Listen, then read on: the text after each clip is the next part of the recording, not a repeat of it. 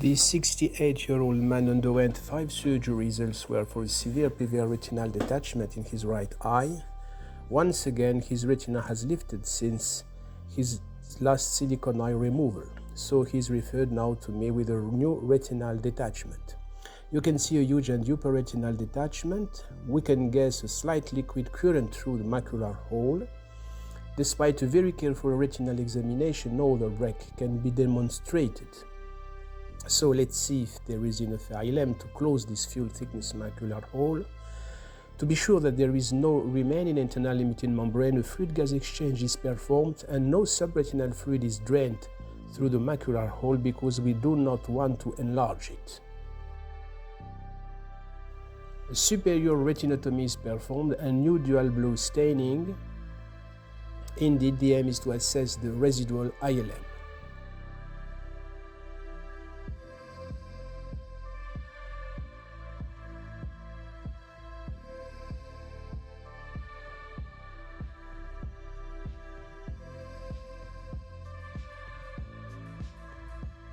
PFCL to flatten the posterior pole.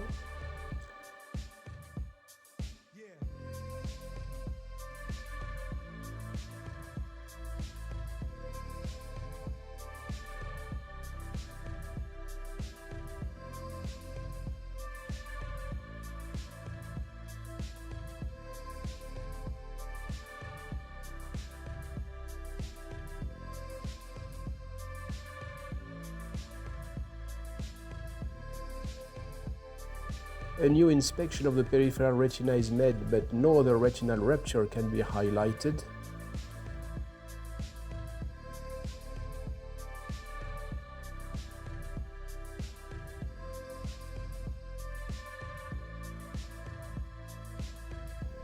Clearly, under a magnifying flat contact lens, the internal limiting membrane has been built during the previous surgeries. So, taking into account these findings, I therefore decide to do an autologous retinal transplant in order to close this full-thickness macular hole.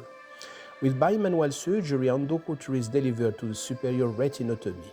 Then the retinal tissue is harvested, taking care to excise with horizontal scissors within healthy limits.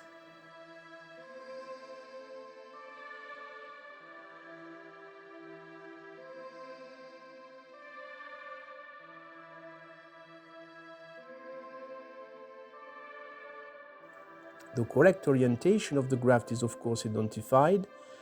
It is then placed over the macular hole under PFCL, as you can see, with the help of a high-resolution contact lens.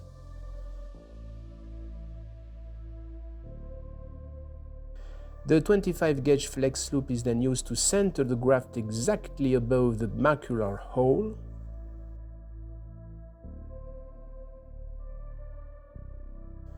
The edges of the superior retinotomy are then regularized, fluid gas exchange to settle down the peripheral retina.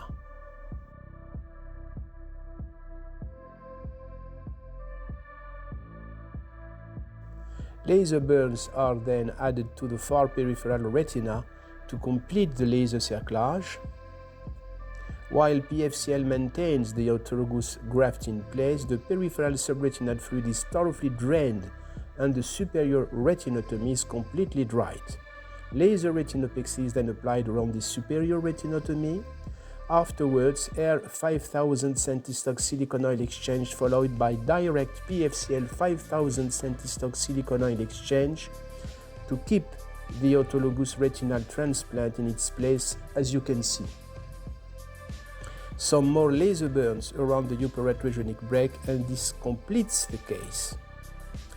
At 1 day follow-up, the pseudophakic eye is quiet, retina is fully reattached, and the macular transplant didn't move.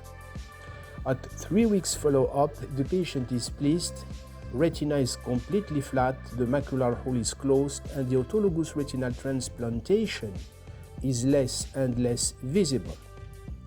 Preoperative visual acuity was light perception, and the visual acuity of 1/100 is already achieved.